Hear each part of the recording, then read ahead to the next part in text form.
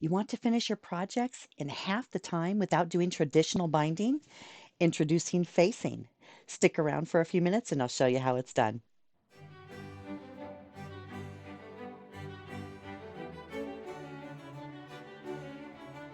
Hi everyone, welcome in. I'm Paula and I'm here to give you inspiration and guidance that will help you create the masterpiece that you have in mind. And if you like what you see, please hit that subscribe button below. Today I want to talk to you a little bit about what you can do as an option for binding. As you see here, I have this really nice project, but right now I am short on time and I need to finish this. I don't have time for traditional binding, so today I'm actually going to do what is called facing. Let me show you. What is facing? Great question. Facing is actually something that you only see on the back side of your project or one side of your project, whereas traditional binding, you actually see it on both sides. So what I want to do is I want to go ahead and put this facing on the back of my project because I think the front of the project looks great.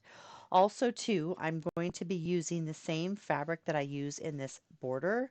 So it wouldn't really make sense to have it on the front of the project. To start this project off, what I'm going to need is I'm going to need 4 squares for my corners, and then I'm going to need 4 strips for my sides. Let's work on those. So what I have here is I have some scraps that are left over from this project. I do not have width of fabric strips here. They're just kind of random sizes, but these are all 2.5-inch strips. And then I do have 2 very small pieces here. Looks like these are about 4.5 inches wide, so those will definitely be useful. And I think what I'm going to do is I'm going to go ahead and cut my squares that I need out of this, and I'll cut my strips out of this. The first thing that I'm going to do is I am going to cut my squares here. I am just going to put these 2 pieces together like that and fold it over so that when I cut these, I will have 4 squares.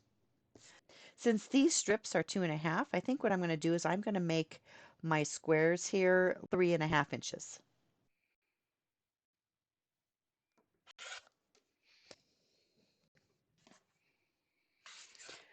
Okay, so now we have our squares for the corners. I'm going to take my project and I'm going to confirm how long my sides are. This one is 28.5.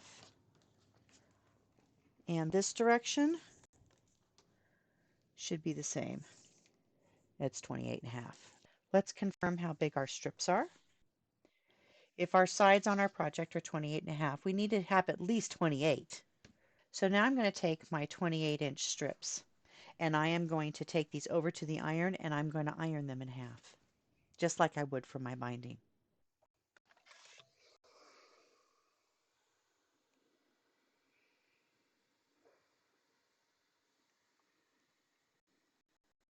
Okay, now I'm going to take my squares over to the ironing board and I am going to iron these in half diagonally. These are getting ironed with the pretty side out.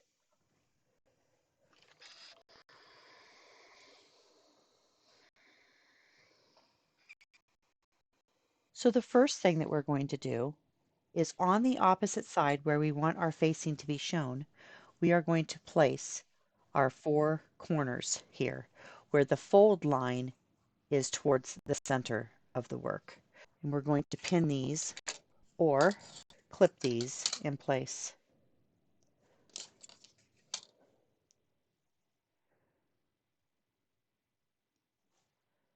We're going to do this to all 4 sides.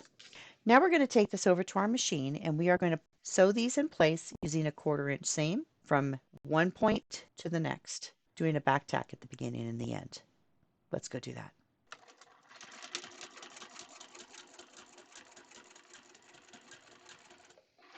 When I get to the corner, I'm going to stop about 1/4 inch away, pivot, and go down the other side. And I'm going to continue to do this until all 4 corners are done.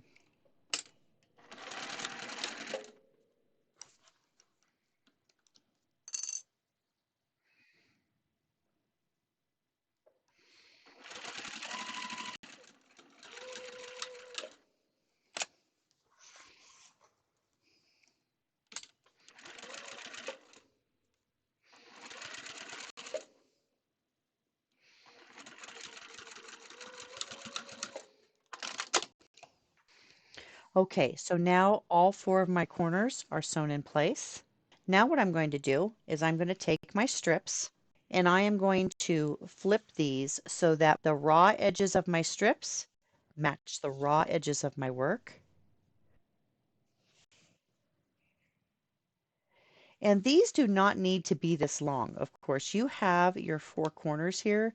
It just needs to go past the center point of these 4 corners and you should be fine. If you'd like to reduce the bulk in your corners, go ahead and shorten up your strips. I'm going to shorten mine by about 2 inches.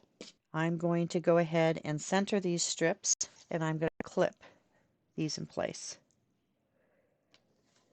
I'm going to do this for all 4 sides.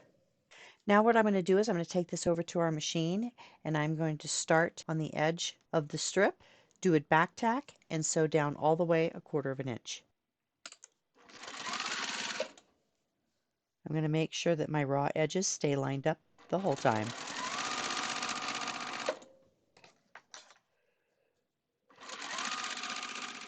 Now on to our last side.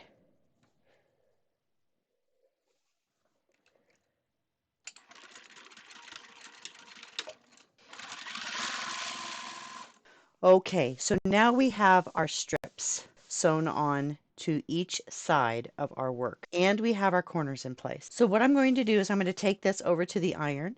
I am going to iron these strips back and I'll add a little bit of starch to these edges.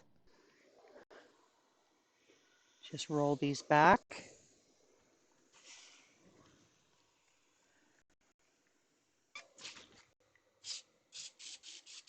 Add a little bit of starch.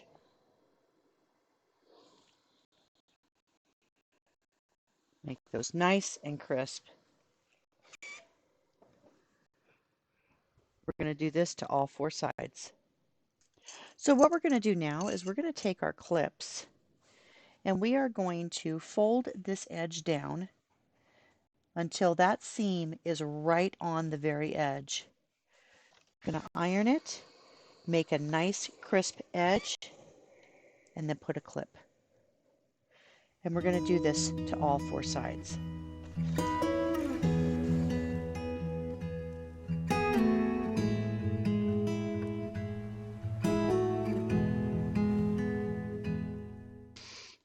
What we're going to do now is we're going to take our scissors and we're going to cut off a little bit of these corners, but without cutting through our stitching, just to remove a little bit of the bulk. Do that to all 4 corners. What we're going to do now is we're going to go ahead and remove the clips from each corner. At the same time, we're going to take our fingernail and we are going to flip these corners right side out. Just like that. Then we'll put our clips back in place.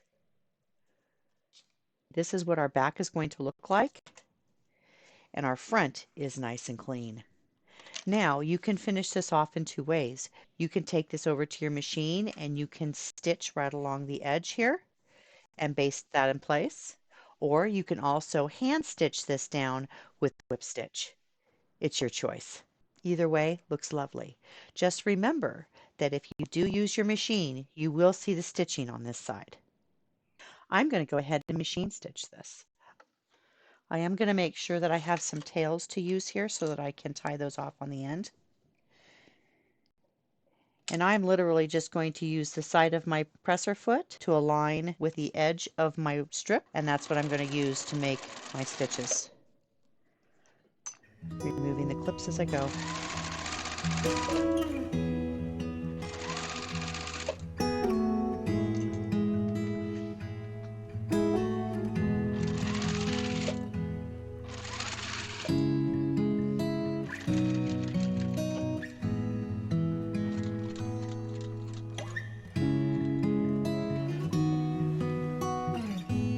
As I approach the corner, I'm going to slow down, make sure that I stop about the same width away from the edge of the corner, pivot, and continue to stitch.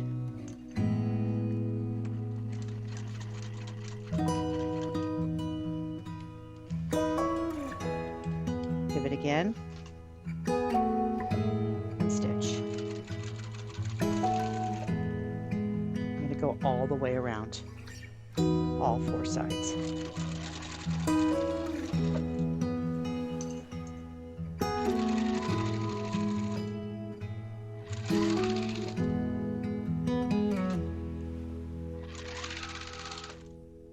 If you're enjoying this video, don't forget to give it a thumbs up, post a comment below, and turn on that notification bell so you won't miss a single step in future videos. Love what you see? Don't forget to join me live on Twitch for interactive tutorials and real-time fun, Monday through Wednesday. You'll find my channel link in the description below. Now, as I come up to my starting point, I'm going to go ahead and bring up my bobbin thread. I'm going to tie off these 2 threads by just making a simple knot and placing that knot right over one of the needle holes. And I'm going to go ahead, make that double knot, take my needle here, and I am going to take these 2 threads and I'm going to bury them underneath this facing. Cut a little tail and then sweep that tail right underneath the edge there. You won't be able to see that at all. Continue my stitching right up to the point where I tied off. So I'm just going to pull this thread to bring my bobbin thread up.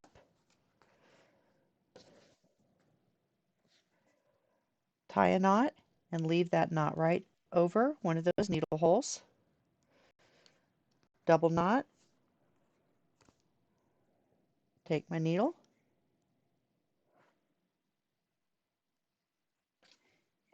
Give it a little yank so I can see that needle hole. Send this needle right down through it.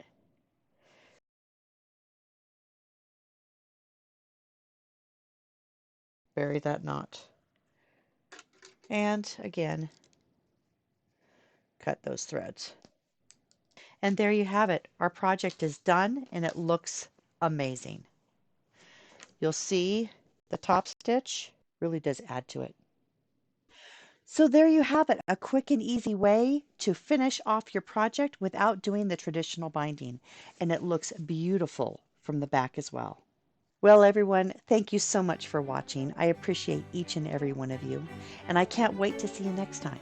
Until then, take care of yourselves and each other. Happy quilting. Bye, everyone.